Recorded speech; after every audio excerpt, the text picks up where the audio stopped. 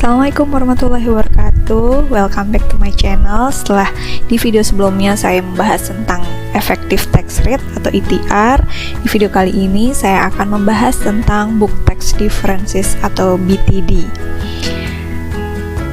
Kenapa book tax differences itu bisa muncul? Itu dilatar belakangi karena dari sisi akuntansi dan perpajakan itu memiliki ketentuan atau peraturan yang berbeda. Nah, dari sisi akuntansi, untuk membuat laporan keuangan, dalam hal ini adalah laporan laba rugi, itu didasarkan pada PSAK. Dalam hal ini PSAK-nya itu berbasis IFRS. Sementara dalam konteks pajak, laporan laba rugi fiskal itu didasarkan pada ketentuan perpajakan yang berlaku. Dalam hal ini adalah Undang-Undang PPH. Karena terdapat perbedaan pedoman dalam penyusunan laporan laba ruginya, maka dimungkinkan adanya perbedaan antara laba akuntansi dengan laba pajak, dan perbedaan inilah yang seringkali digunakan untuk penelitian yang biasanya kita kenal dengan book tax differences.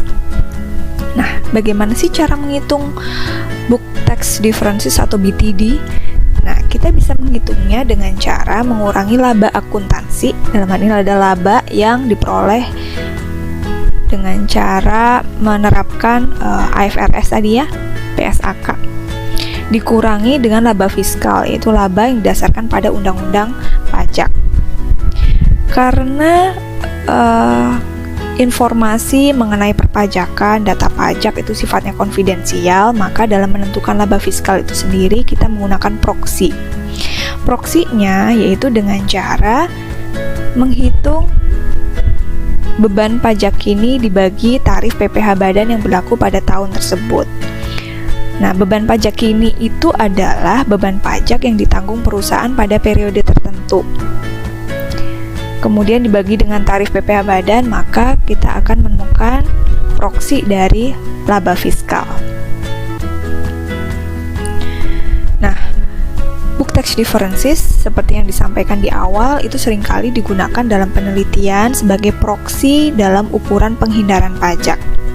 Penghindaran pajak di sini yang dimaksudkan adalah upaya perusahaan untuk meminimalkan beban pajak secara legal dengan memanfaatkan celah regulasi perpajakan.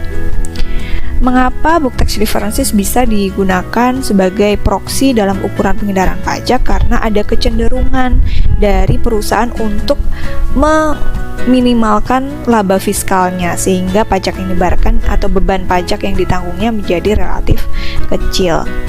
Sehingga selisih dari laba akuntansi dan laba fiskalnya menjadi besar dengan adanya kecenderungan perusahaan untuk melakukan penghindaran pajak. Kita langsung masuk ke kasus. Misalnya di sini ada dua perusahaan PT A, PT B, di mana keduanya sama-sama memiliki laba akuntansi 100. Tapi untuk laba fiskalnya berbeda.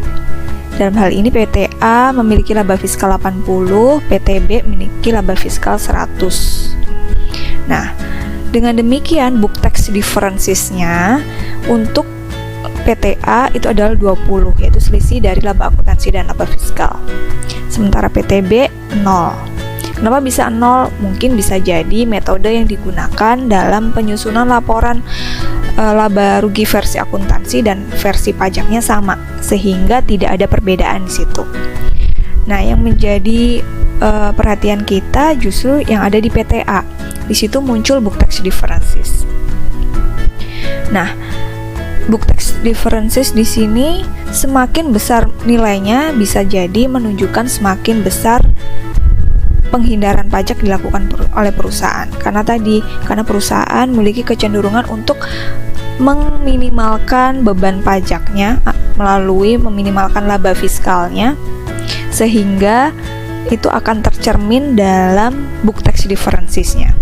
Ketika laba fiskalnya dikecil-kecilin nih, maka book tax differences-nya akan semakin besar.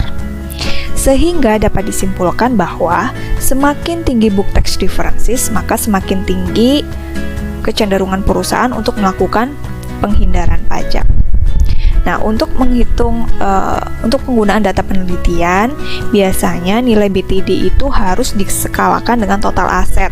Tujuannya adalah untuk mengontrol ukuran perusahaan, karena antara perusahaan satu dengan perusahaan lain itu memiliki nilai laba akuntansi yang beragam. Ada yang nilainya ratusan juta, ada yang nilainya miliaran, bahkan ada juga yang triliunan. Nah, untuk mengontrol ukuran perusahaan, kita harus menskalakan BTD dengan total aset, yaitu dengan cara membagi BTD ini dengan total asetnya perusahaan. Nah, gimana cara mencari datanya? Nah, untuk mencari datanya, data book tax differences kita bisa peroleh dari laporan laba rugi perusahaan, karena laba akuntansinya kita bisa lihat dari laba sebelum pajak penghasilan di laporan laba rugi.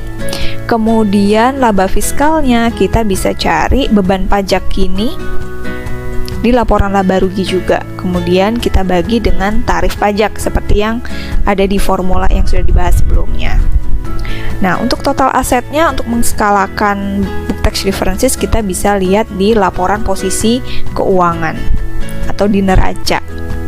Ya, di situ ada bagian total aset, nanti diambil saja, itu nanti digunakan sebagai penyebut dari book tax differences atau pembagi.